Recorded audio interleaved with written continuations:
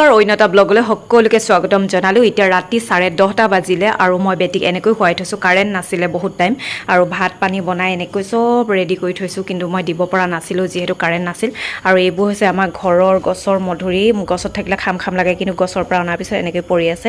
আৰু কাইলৈ কাৰণে এয়া আটা আনি থৈছোঁ দোকানৰ পৰা, নিজৰ ঘৰৰে দোকান আনি থৈছোঁ আৰু যি লাগে বাৰু যি কি নহওক। এতিয়া মই এটা ব্লগ ষ্টাৰ্ট কৰোঁ। এতিয়া মই ব্লগটো ষ্টাৰ্ট কৰিবলৈ লৈছোঁ। মোৰ মনটো যদিও গৰম আজি ভাল লাগি আছে, কাৰণ মোক DICC অফিচলৈ মঙলবাৰে মাতিছে। আৰু কিয় মাতিছে, আৰু DICC অফিচলৈ চাগে বহুতকে মাতিছে নহয় জানো, কাৰণ আমি মুখ্যমন্ত্ৰী আত্মনিৰ্ভৰশীল আঁচনিখন আমি চবেই এপ্লাই কৰিছিলোঁ, প্ৰজেক্ট ছাবমিট কৰিছিলোঁ আৰু প্ৰথম পৰ্যায়ৰ ইণ্টাৰভিউ দিবলৈ গৈছিলোঁ ডিব্ৰুগড়লৈ বেটিক লৈ। তাৰে ভিডিঅ' আছে বাৰু। আৰু ছেকেণ্ড পৰ্যায় যেতিয়া মই চিলেক্ট হ'লোঁ, ছেকেণ্ড পৰ্যায়ৰ কাৰণে এতিয়া মোক 27 আগষ্টত মাতিছে। পইচাটো দিব নে নিদিব এইটো কথা নাজানো, কিন্তু 16 আগষ্টৰ পৰা যিহেতু ইণ্টাৰভিউটো আৰম্ভ হৈ আছে, 5 ছেপ্টেম্বৰলৈকে থাকিব।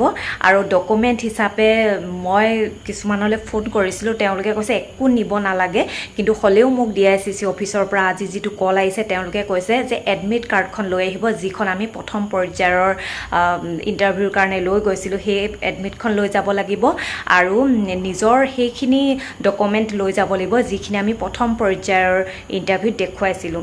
আৰু মই কাটিঙৰ লৈ গৈছিলোঁ, দোকানৰ লৈ গৈছিলোঁ, গতিকে ময়ো সেইবোৰ লৈ যাব লাগিব। গতিকে এইখিনি বস্তু নিবলৈ একেবাৰে নাপাহৰিম। মাকৰ ঘৰলৈ যাম বুলি ক'লে এনেই ছোৱালীবোৰ মনবোৰ ভালেই লাগি থাকে নহয় জানো। গতিকে মোৰ আজি ব্লগটোত মই ঘৰলৈ গৈ এবাৰ যাওঁতে ভণ্টিৰ লগত কিছুমান ভিডিঅ' কৰিছিলোঁ, কাৰণ মোৰ ভণ্টি ভাল বিহু নাচনী, ভাল খেলুৱৈ। গতিকে ঘৰত যোৱা তাইৰে কিছুমান এক্টিভিটি দেখুৱাম। তাই যিহেতু এজনী ভাল কাবাডী প্লেয়াৰ, ফুটবল প্লেয়াৰ হয়, সেইবোৰ বাৰু দেখুওৱা নাই। গতিকে তাইৰ ড্ৰেছটো পিন্ধি ময়ো ফটো মাৰিছিলোঁ, আৰু তাই যিহেতু খেলিবলৈ যোৱা কিছুমান ভিডিঅ' ক্লিপ আছে। গতিকে আজি সেইখিনিকে চাব। Bye bye. মাহী জিকিলে ন, কেনেকুৱা লাগিলে চোন? আৰু আছে নেকি? কাইলৈ আকৌ আহিব লাগিব। বাবা মাহী জিকিলে ন। এই আমাৰ চুনচুনি এতিয়া খেল খেলি আছে, তাইক নিবলৈ আহিছোঁ। ইয়াৰ বেটিক লৈছে।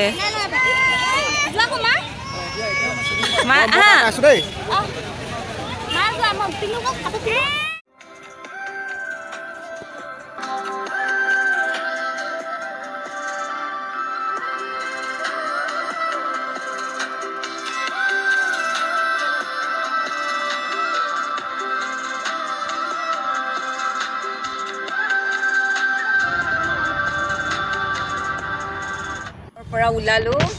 এতিয়া আমাক কয় চুনচুনি বেটি মাহীয়েকক পায় মাককে নালাগে। এতিয়া আমি মোৰ বা ঘৰলৈ যাম। আজি মোৰ বাজনীক দেখাম লগত।